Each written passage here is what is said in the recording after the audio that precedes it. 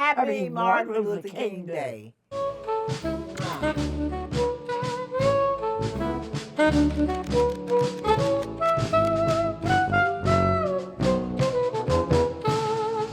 Norm and Velma, it is so great to see you at the beginning of this year, 2026. And we are hoping that 2026 keeps on turning Absolutely. the world around in a Yes. way that we ended 2025, where finally people started showing up again in the No Kings actions and other actions to say, no, this is not what our country ought to be. But you, my friends, you amazing civil rights activists, you have done this, frankly, for decades, for generations.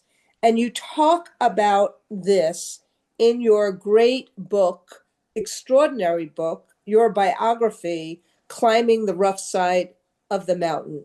For this Martin Luther King's birthday weekend in 2026, let's spend a little bit of time talking not only about the book, but about your lives. So thank you so much for joining me for this book talk. Thank you for the opportunity.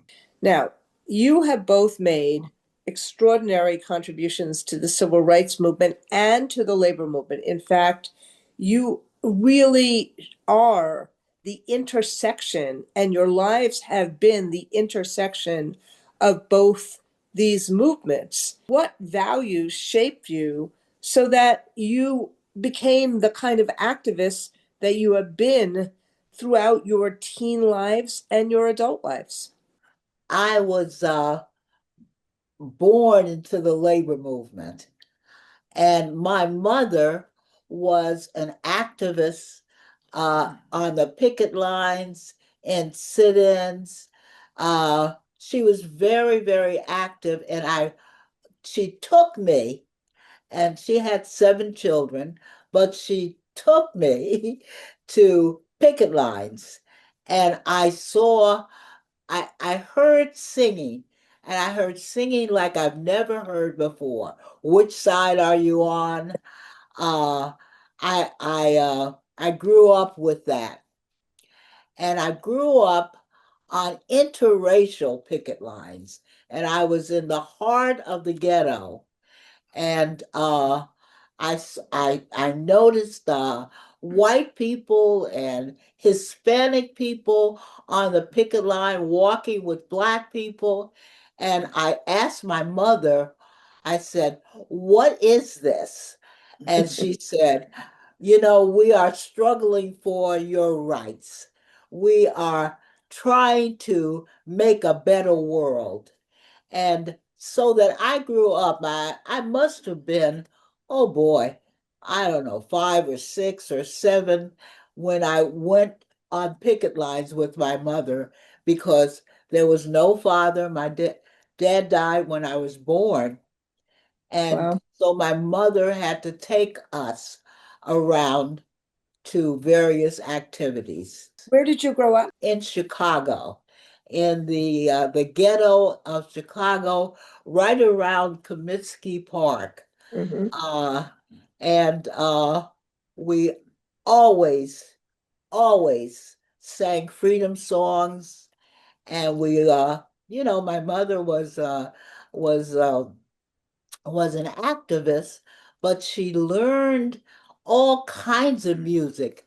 So I learned freedom songs, I learned folk songs, uh, I learned classical music when I was only 4 or 5 years old. And let me ask you, I'm going to get back to you, Norm, on this, but I want to ask how the two of you met. We were participating in a picket line in front of Woolworth's store in downtown Chicago in support of Black students who were sitting in to desegregate restaurants in the South. My brother John was there as well. And His younger brother. Yes. And he met Velma and told her that she ought to meet me. And so John introduced us. And I said to him, Norm, why don't you come to my house for dinner? My mother said to me, you should let me know about these things. And I said, Ma, he's a wonderful guy. And I think I may have been in love even when I met him. That was the beginning of a relationship that has endured for 65 years and continues today. Wow. Uh, 65 years, right? yes. 65 years and you've never had a fight, right? Oh, yes, we've had lots of fights. So But so both of you, and Taylor Branch tells, in for those who are listening who have never read Taylor Branch's books, tells the amazing story about how, particularly in Chicago, the young people were demonstrating in Chicago and New York. They were demonstrating as the absolutely, Woolworth, yes. as the sit-ins were going on to try to create that kind of economic power, to try to move Woolworth all across the country, to stop its Jim Crow racism. So but Woolworth and the picketing there and the protesting there were not the only protests that you had made in terms of the fight, against segregation. Velma, I know you. I know the story, and I'd love if you would tell the story, which you do in your book as well, about the what you did in terms of desegregating the Chicago beaches. And then I'm going to ask you a follow-up question about where does that courage come from and what happened? Yeah. In Chicago, uh, in schools, we read about the uh, the the beaches, the beautiful, beautiful beaches. Uh, but on television and in the movies, there were never any Black people on beaches. Uh, and we decided to demonstrate uh, as the sit-ins did. And we didn't understand that we could get hurt. And we didn't care about that. Norman came to pick me up when we went to demonstrate. And I said to myself, Velma, uh, don't get nervous. Don't throw up. Uh, uh, we have to be leaders in this struggle. We went out on that beach. I have to tell you that I was scared. And it's okay to be frightened, but Right, it's not okay to stop moving. right. It is okay to be frightened. And normally people are frightened. But you know what? We had the courage Yeah, to keep marching, to keep singing for freedom. that's And amazing. we went out on that beach, and somebody said, "You're on the wrong beach, nigger." And it was like somebody slapped us in the face. You Mm, know, uh, we didn't expect that. We didn't expect these men to be on the wall near the beach, uh, gathering on the walls to come and beat us up. mm, We did not expect that. And we went on a beach and you know, we were singing songs and playing checkers and playing chess. and the beach that cleared up, you know, there were no women on the beach. They were playing basketball, and then they stopped, and the children were not on the beach anymore. And then what we saw was a phalanx of guys coming toward us with chains and rocks, coming toward us really angry. And we started to walk. And then they started to throw bricks and rocks, and uh, my blouse was covered with blood. And my brother and Norman picked me up and took me in a place where they changed clothes, you know. And the police said they were knocking on the doors and saying, "Is anybody hurt? There's blood on the ground." And I was hurt. 17 stitches in my head. I was taken to the hospital. Uh, and when I came out, there were all of these NAACP people and people that Norman had gathered from the University of Chicago, whites, and we were an integrated group. And we were all talking about the fact that we were going to come there, come back to that beach. And do you know, we decided to get the community involved, the labor movement involved, religious community involved, to get civil rights groups in Chicago. And that was coalition politics. And we said we will come back the next week. And we came back, hundreds of people Yeah. came back to integrate that beach. And there were pictures in the papers uh, of these groups, these individuals, these Black and white uh, demonstrators.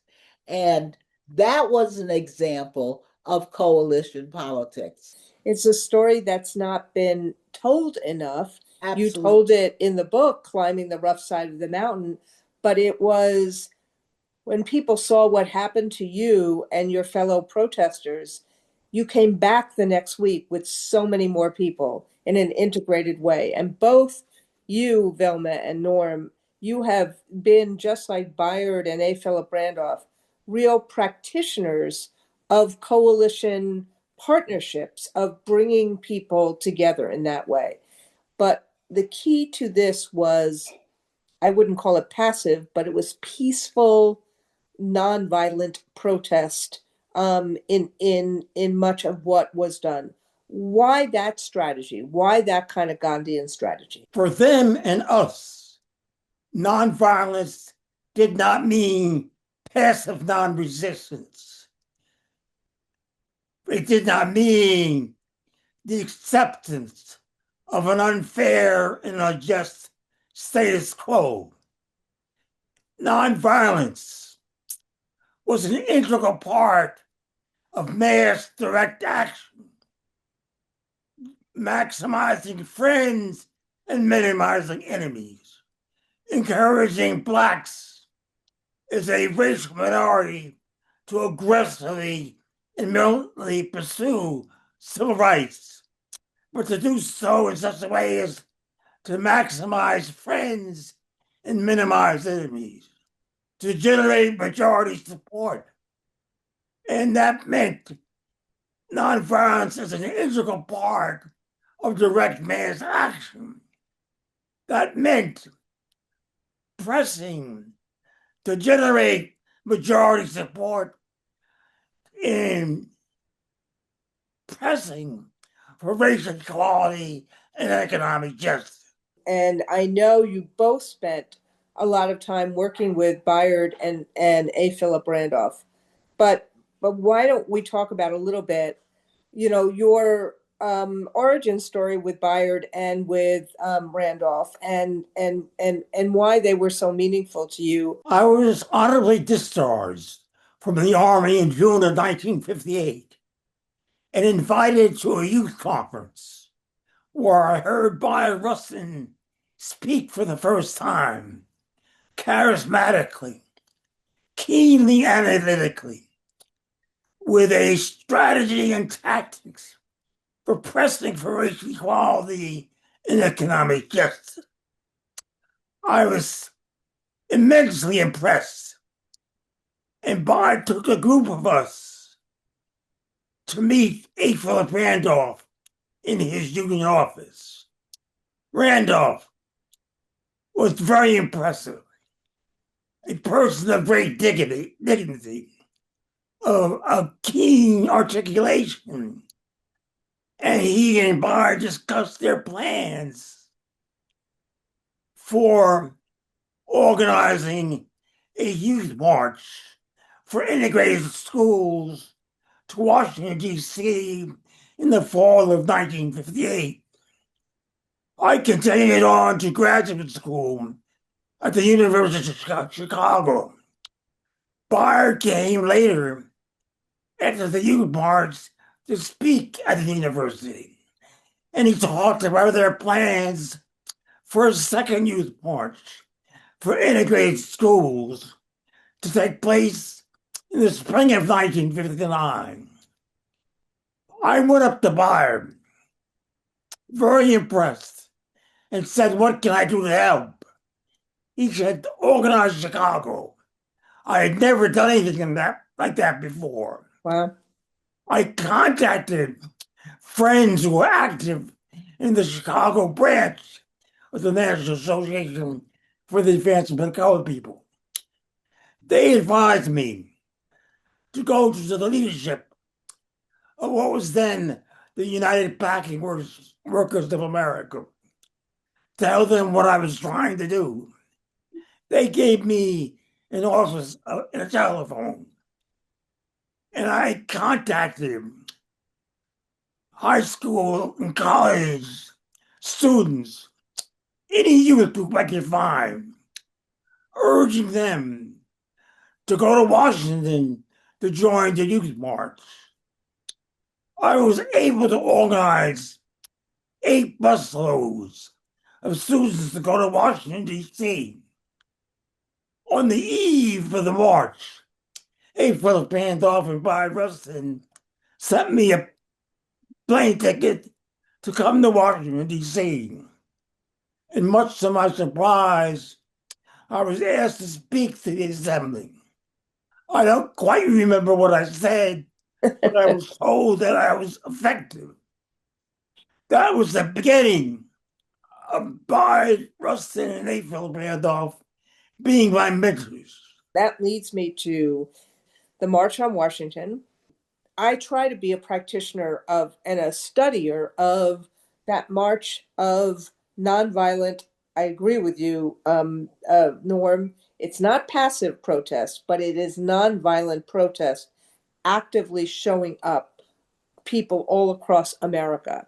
And in some ways, that had never happened in Washington, D.C., and it certainly had never happened for Absolutely. civil rights. I remember reading the history of the suffragist march and what happened there, decades and decades ago. The actions in the Great Depression, but there had never been a march for rights for African Americans the way in which the March on Washington was both conceived and then executed. So, talk a little bit about it. We were at a meeting in A. Philip Randolph's union office when he said it was time to march again, referring to 1941 when he threatened to organize a march of 100,000 Negroes on the nation's capital to protest discrimination in the civil service, in the defense and munitions industries, only calling off the march after President Franklin Delano Roosevelt issued Executive Order 8802, integrating the civil service and banning discrimination in defense and munition industries with federal contracts. A. Philip Randolph asked us to meet and form a committee to develop a plan for the march. And unlike Randolph's original call for a march for jobs, they said the march ought to be about jobs and freedom. A. Philip Randolph, being the oldest and most respected of the leaders, was asked to chair the march. He said he would do so on one condition, that he'd be given the right to name his deputy to oversee and direct the day-to-day organizing of the march. And he named Bayard Rustin. I worked under Bayard Rustin and A. Philip Randolph as staff coordinator, traveling to northern, midwestern, and upper southern cities, organizing coalitions to generate participation in the march and to raise funds to enable people to go to Washington, D.C. to join the march. On August 28th, 1963, according to conservative party estimates, 250,000 people marched on the nation's capital, black and white, helping to create the political climate that led to the Magna Carta legislatively of the Civil Rights Movement, the Civil Rights Act of 1964, and the Voting Rights Act of 1965. Yeah. Is there a story from that day that you still tell yourselves every day? It was a glorious day of joy and inspiration. A. Philip Randolph gave the initial major address. Martin Luther King made his famous I Have a Dream speech, and Bayard Rustin presented to the assembly the march demands for their ratification. It was a day in which there was so much enthusiasm that the march started with marchers taking the initiative, and the leaders had to catch up with the march to take a frontal position as we went toward the Lincoln Memorial in the nation's capital. It was a great and glorious moment in the nation's history. I will always remember Martin Luther King's his speech because it was the best speech I had heard at any march. He did not organize it. Bayard Rustin and A. Philip Randolph organized it, and organized it with a coalition of people, put out all of the efforts to bring those people to Washington. But you also understood, like your mother did, Velma, the intersection between civil rights and economic rights, like the Yes. intersection between voting and democracy and Yeah. workers' rights. But Yeah. you have to have a fair wage and you have to be treated fairly in the workplace. So talk a little bit about what you did in terms of paraprofessional organizing and how you got to organizing with the UFT and paraprofessionals and how you made that part of your life's work. Boy, that's a long, long story. I know. It's a long question. And it's a marvelous story. It's not talked about enough today, because the paraprofessionals started with low-wage community people who went into the schools to be close to their kids and to help the kids and to get out for the kids to get out of school when they could come home and they could work and and get out of school at the same time. And they were not paid very much money.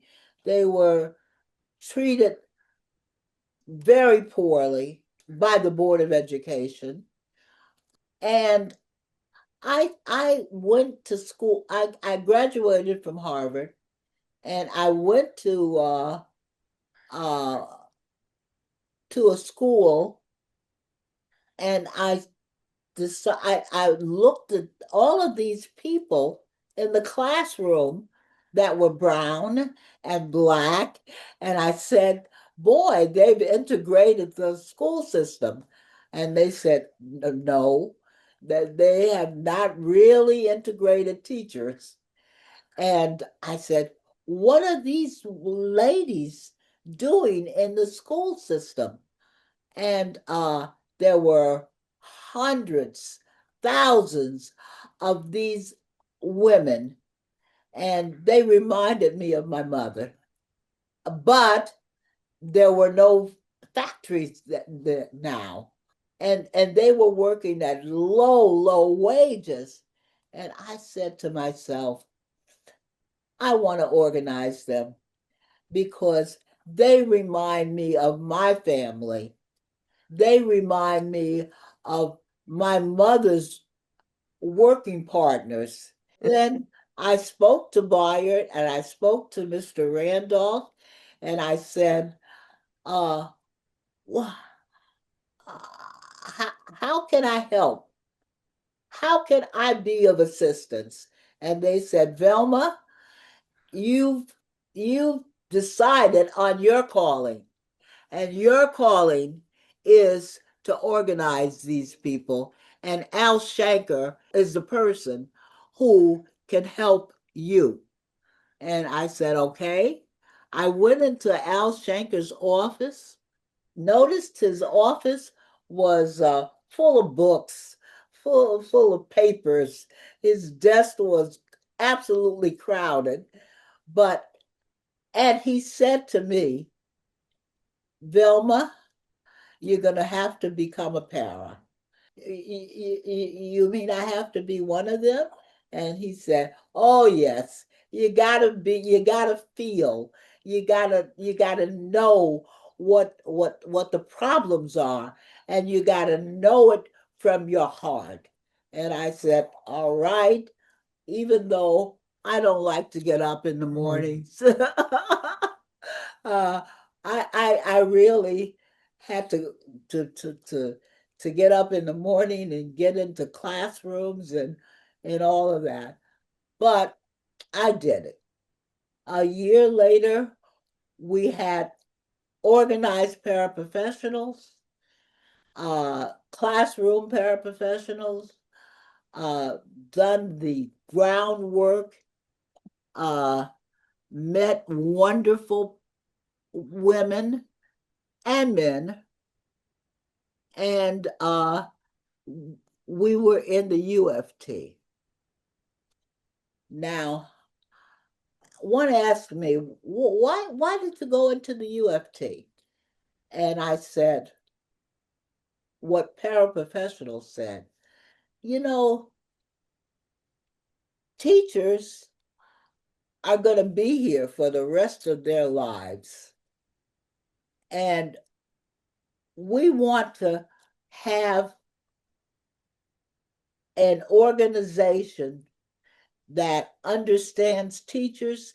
We want to have teachers understand paraprofessionals. Uh, and we want to have, and do you know that we took paraprofessional leaders to Chicago, to Philadelphia, to Louisiana, to Detroit, and we helped the teachers there organize paraprofessionals. And then ultimately you won the election. Absolutely. today we are doing everything we can to actually increase the salaries of Yes, paraprofessionals, yes. both on a local level in New York City and on a national level throughout the country. And we are in the community. And you know what? Uh, the United Federation of Teachers has a base in the community. The teachers union has a base in the community. They have parents, uh, and there's a whole different school community now. And you know, in New York, there is a career ladder program, unlike any in the country, by the way, where paraprofessionals can become teachers, go to college. Before paraprofessionals were organized, they were going to the South. They were going to other countries to recruit teachers. And now they can recruit teachers from the community. It's amazing. And it's about half the paras are part of the paraprofessional career ladder program right now. And let me just also say there's career ladder programs in so many other places now. And a lot of Yes, it, the original career ladder program was what you developed in the UFT with the New York City Board of Education. That was the original career ladder program. And now you have lots of residency programs, you have career ladder programs. You have career ladder programs in career tech ed, the SBA absolutely. program that started under the model that you and Al Shanker developed in terms of the paraprofessional program. So I just want to end with just in some And ways, Debbie Feldman. yes, and Sandy Feldman. Yeah. And you know, and you and I both smile when we say that because of the love, Velma, we both have for Sandy. You know, Yeah. she as my mentor, she as your colleague, and that Yes. kind of love that we both have for her. And her memory is such a blessing to me every single day. So the you know, I want to just end with kind of you have lived you have lived this incredible life, and your oral history is a history of the fight for freedom in the United States. And you And have had democracy. not, and the fight for democracy, the fight for economic rights, the fight Yeah. for civil rights. And you've not only had a front row seat towards it, you have been active actors in this fight. And this past year, as we, you know, I want us to close kind of looking at what has happened in this last year, which is not part of your book, but in the year in which, you know, rights seem to be so constricted, or the fight for our rights became a fight for rights that we had already won decades ago, and that Donald Trump and the Supreme Court and others are trying to take away. Yes. And yet watching the between No Kings and so many other, you know, ways in which we are activating people, watching the people in the United States stand up, the coalitions rebuilding themselves in a way that you talked this whole hour about coalition politics and about coalition engagement. So as we walk into 2026, what are your views about, you know, are you hopeful, are you not hopeful?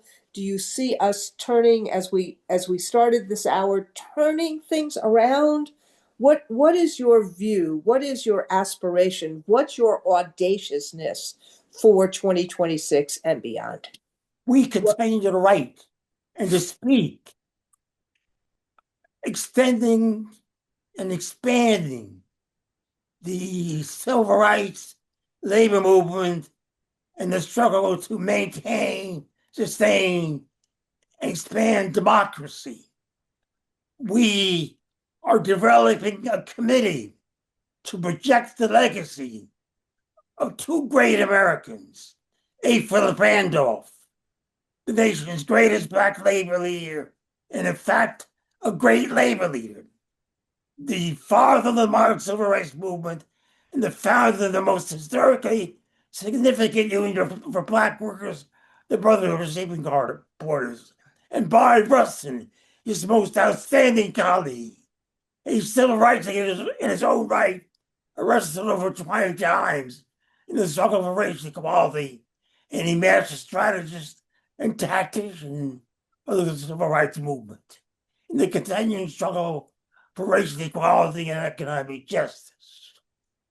We think it is possible, and we want to play a major role in contributing to the building, expanding, and the developing of the coalition into a majority, inspired and encouraged by the simple but profound credo of A. Philip Randolph, who said, "At the banquet table of nature, there are no reserved seats. You get what you can take, and you keep what you can hold.